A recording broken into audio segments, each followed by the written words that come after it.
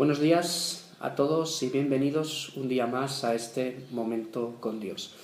En esta mañana vamos a meditar en la vida de dos personajes en la Biblia que desarrollaron su fe en momentos muy difíciles.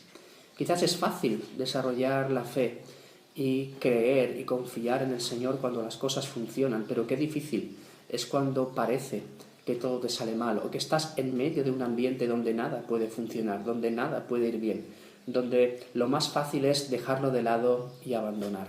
Pero en el capítulo 2 del primer libro de Samuel, al final del versículo 30, dice el Señor: porque yo honraré a los que me honran y los que me desprecian serán tenidos en poco. Honraré a los que me honran y los que me desprecian serán tenidos en poco. La primera persona que me gustaría llevaros a meditar en su vida es Ana. Ana, como sabéis, es la madre de Samuel y Ana estaba casada con Elcana. Ella además compartía esa vida de matrimonio con Penina, la otra mujer de Elcana. Pero es cierto que la Escritura nos dice que Ana era amada por Elcana. Para Elcana, Ana era alguien realmente especial. Pero Ana tenía una circunstancia en su vida que la hundía, una circunstancia con la que le era muy difícil tirar para adelante. Ana era estéril. Y a lo mejor en estos días, en nuestros días, esto no tiene un problema tan grande. Pero en ese tiempo, una mujer estéril se consideraba que era alguien maldita por el Señor. Porque para una mujer lo más importante, esa realización que tenía como mujer en ese tiempo, era poder tener hijos y dar hijos a su marido. Y eso no le pasaba a Ana. Dice el primer libro de Samuel, capítulo 1, desde el 4 hasta el 8, dice: y cuando llegaba el día en que Elcana ofrecía sacrificio, daba a Penina su mujer, a todos sus hijos y a todas sus hijas, a cada uno su parte. Pero Ana daba una parte escogida, porque amaba a Ana, aunque Jehová no le había concedido tener hijos.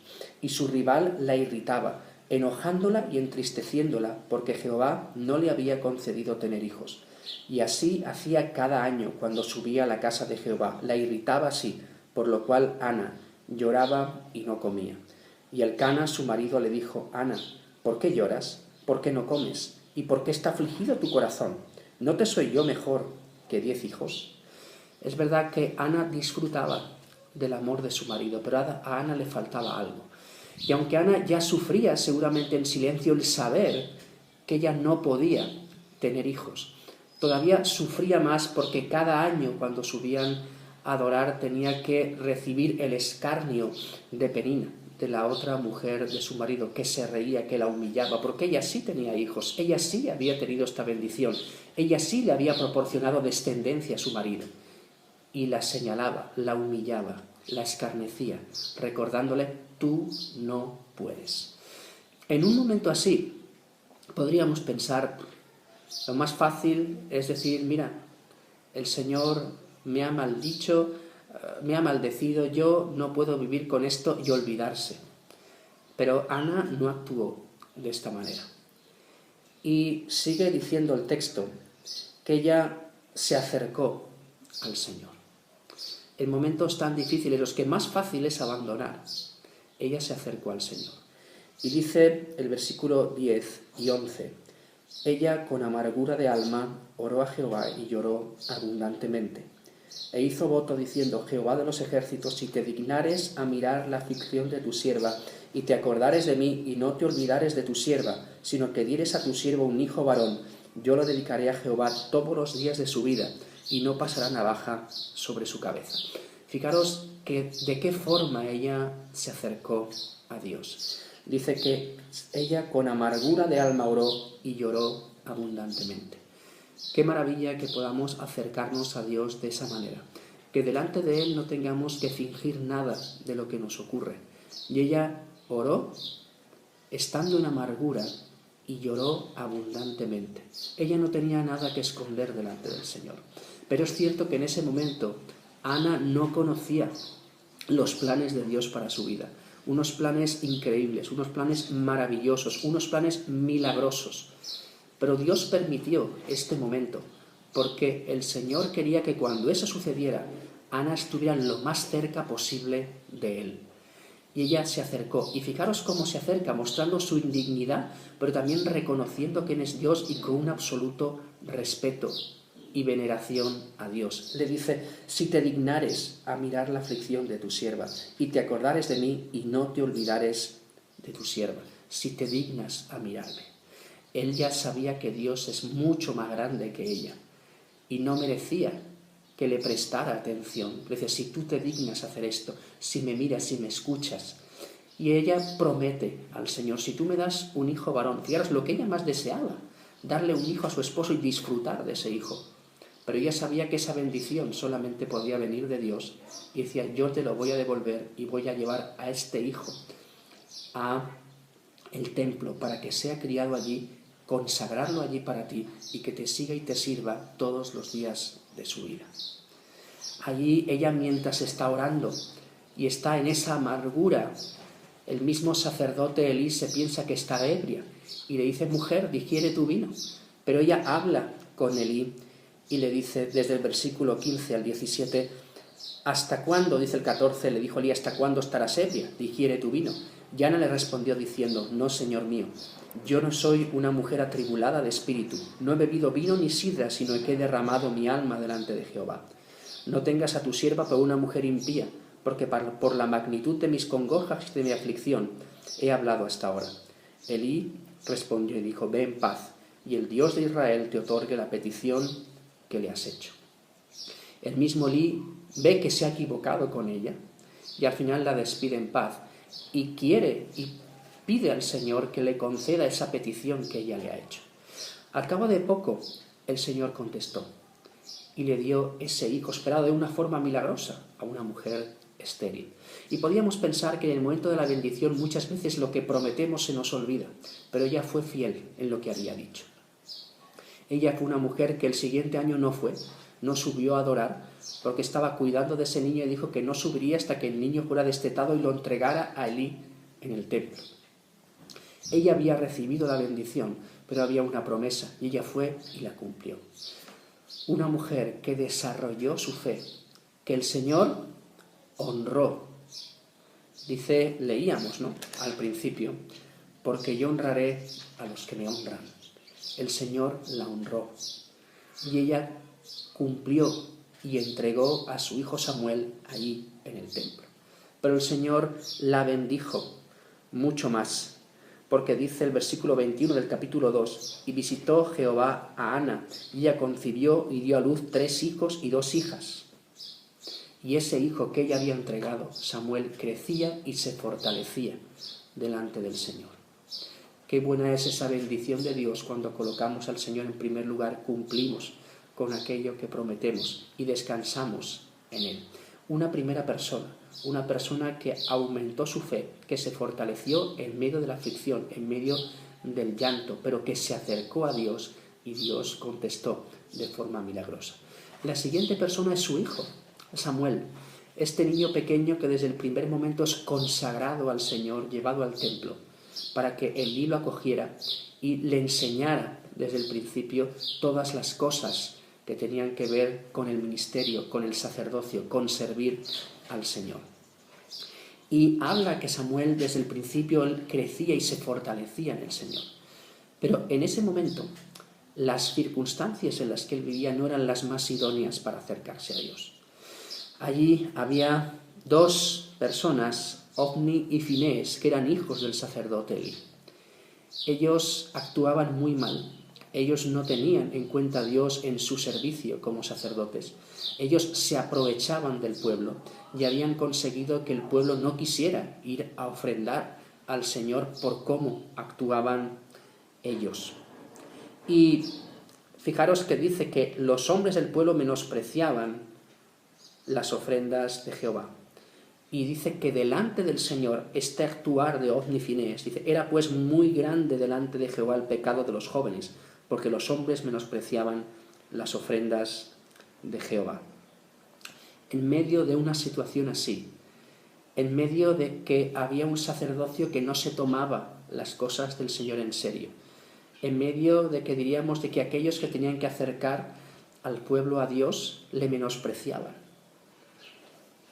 La actitud en ese momento no llevaba o no empujaba a un servicio real y verdadero. Pero igual que con su madre, que no tenía unas circunstancias apropiadas, Samuel no vivió en unas circunstancias apropiadas para tener buenos ejemplos, apropiadas para ver a personas con las quien fijarse, imitar y desarrollarse en el Señor. No lo tenía. Pero aunque es muy importante tener ejemplos, no le hacían falta, porque era Dios quien se ocupaba de él. Ni el sacerdote Elí era un ejemplo. Él ya era mayor, él conocía lo que sus hijos estaban haciendo y el Señor le castigó. El Señor dijo que en un mismo día morirían sus hijos y después moriría él, que no habría más personas de su familia que ocuparan ese lugar. ¿Por qué? Porque sus hijos habían actuado mal y él no los había estorbado. En medio de este caos, diríamos, ministerial, es donde crece Samuel. Y en medio de todo esto, cuando no había voz del Señor, dice el capítulo 3, versículo 1, el joven Samuel ministraba a Jehová en presencia de Elí, y la palabra de Jehová escaseaba en aquellos días. No había visión con frecuencia. El Señor no hablaba. Y ahí estaba Samuel. De una noche el Señor le llama. Y él primero no sabe que es el Señor, porque nunca había escuchado la voz de Dios. Y va Elí pensando que es él quien le llama. Él le dice, yo no te he llamado, vuelve a dormir. Eso se repite por 2 veces más. Y Elí ya ve que es Dios quien le llama. Dice, cuando vuelvas a escuchar la voz, di, háblame, Señor, porque tu siervo oye. Y estas palabras que Samuel pronuncia cuando es joven, le marcarían toda la vida. Porque Samuel, el último de los jueces, aquel que instauró también la monarquía, la base de su vida fue siempre escuchar a Dios y actuar en consecuencia. Un hombre íntegro, un hombre entregado en un ambiente completamente opuesto y que lo que le hubiera empujado es a tener malos ejemplos, a actuar mal y a no tener en cuenta ni valorar lo que era el servicio al Señor de verdad. Pero Samuel también fue honrado por el Señor. Fue una persona que incluso cuando vio que el pueblo más adelante, al final de su vida, dejaba al Señor y quería un rey como los demás, él incluso en ese momento obedeció a Dios. Y aún actuando mal el pueblo, él se comprometió con Dios. Y en el capítulo 12, al final, después de un discurso que el Samuel da al pueblo, dice, así que lejos sea de mí, que peque yo contra Jehová, cesando de rogar por vosotros. Antes os instruiré en el camino bueno y recto. Solamente temed a Jehová y servidle de verdad, con todo vuestro corazón, pues considerad cuán grandes obras ha hecho por vosotros. Mas si perseverareis en hacer mal, vosotros y vuestro rey pereceréis. Fijaros, él ya había nacido en un ambiente hostil, se había crecido prácticamente siendo de los pocos que seguían y obedecían al Señor. Juzgó a Israel durante toda su vida y al final ve que Israel quiere volver atrás y quiere abandonar al Señor. Y todo con eso. Samuel sigue con esa integridad de ser un siervo fiel y un siervo íntegro. Y vemos que ante un pueblo que quiere dejar a Dios de lado, él dice que lejos sea de mí, que peque yo contra Jehová, cesando de rogar por vosotros. Samuel siempre oraría por ellos. Y además dice que no pararía con eso, sino que antes os instruiré en el camino bueno y recto. No solamente oraba, sino que en medio de esa oposición a Dios, él quería enseñar el camino correcto a Dios, aunque estuviera solo, porque el Señor había forjado su vida a fuego desde el principio. Él sabía lo que era estar en momentos hostiles. Incluso él fue engendrado en un momento difícil, en un momento hostil. Ya venía su madre que superó ese momento y él continuó con su vida de esa manera. Él cumplió con la consagración que se hizo de su vida cuando era pequeño. Y seguía avisando y decía, solamente os digo esto, les decía Samuel, temed a Jehová y servidle de verdad con todo vuestro corazón, pues considerad cuán grandes cosas ha hecho por vosotros. Mirad, muchas veces estamos en lugares, en sitios que parece que no acompañan, pero lo importante no es el sitio, porque aún en medio, en ese lugar donde habitaban los hijos de Elí, había un Samuel que escuchaba al Señor, le obedecía y le seguía. En medio de cualquier situación difícil, siempre el Señor tiene personas que le siguen, que le buscan y que le obedecen. Y el Señor honra a los que le honran. Y aquí, en esta historia, a esos hijos de Elí y a Elí mismo, el Señor decía que los que me desprecian serán tenidos en poco. Y eso lo experimentaron ellos.